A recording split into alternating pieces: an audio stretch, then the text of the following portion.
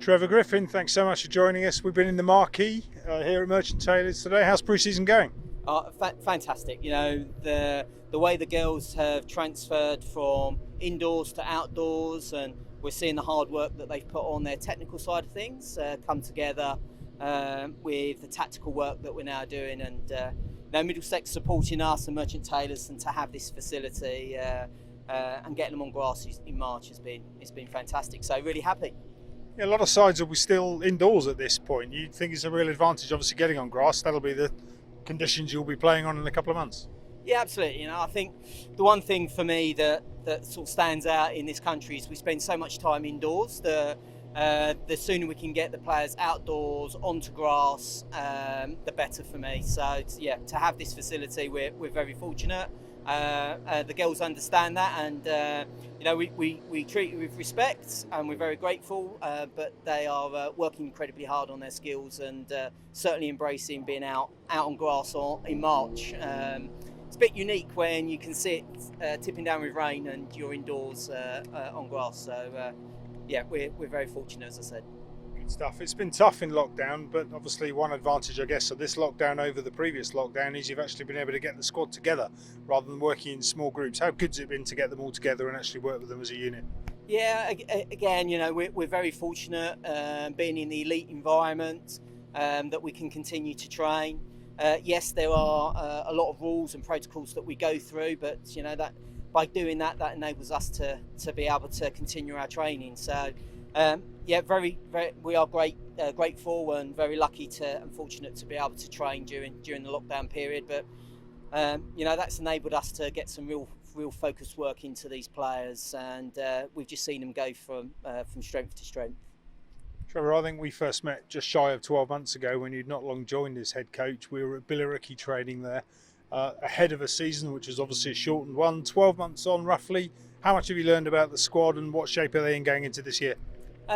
Yeah, look, we're still learning about the squad every single day. I think the biggest bit that I've seen within the group is that they're all now starting to show their personalities.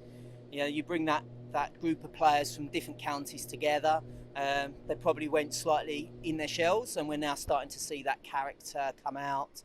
Even in the nets now, we're starting to see some real challenge, some competitiveness going between the bowlers and the batters, where maybe 8-9 months ago when we were playing in the Hey Ho Flint Trophy in September, that certainly wasn't there. So we're just seeing players grow, and as I said, learning a lot more about them as we spend more time with each other. Good stuff. Well, 5 of those players, Trevor, have obviously now become professional cricketers, which is amazing for them and great for you. How impressed have you been with the way they've developed as professionals with the newfound responsibilities they've got? Yeah, I think I said this back in August, September time when we first met, Fletch, that players going to professionals, they're paid. There's now an expectation on them, but in this new world that we're in, there's no senior player for them to look up to. So they're having to learn and find their way as they go. And as coaches, we guide them, we nudge them and direct them, but they don't have that senior pro to lead by example for them. So there's been a lot of learning from them. The way that they've gone about their gym sessions, their cricket sessions, owning their management of their own time. That they're all things not just developing as cricketers, but they're developing as people as well. And that's really important for us. Absolutely. It's an interesting dynamic when you've got 5 pros that are paid to do all this hard work. We've been here all day. They've all been working so hard. Interesting dynamic when you've got 5 that are paid to do it, and I think you've got 6 or 7 here that aren't. How are they stepping up? Those that are pros, how are they stepping up and working with the other girls?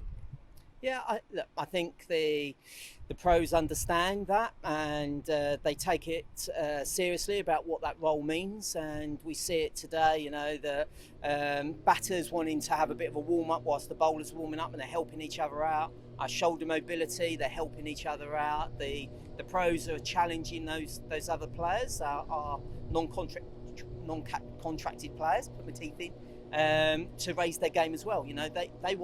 They want these players to be successful and push them for a contract when we relook again in September. And I think that's what we're seeing with those other 6 or 7 players that have been training with us. They're hungry and they want a contract to come September. So they may not be being paid, but they're looking at what they're aiming for. Good to have your sights on that. Competition is good.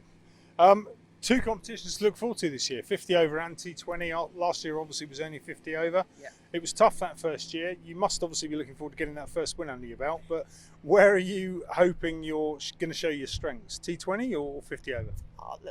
We've split our training sessions up really well, so we flick between a 50 over and T20.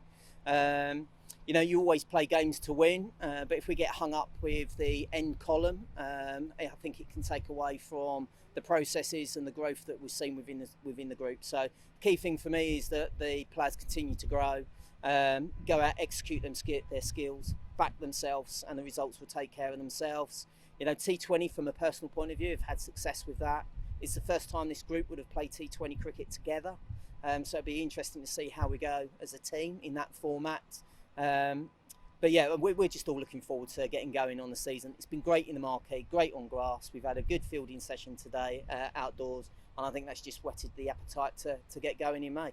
Absolutely. We've got a couple of months before we get to that point. I'm sure we'll catch up before the season starts. But until then, Trevor, good luck and thanks for joining us. Thanks very much, Fletch.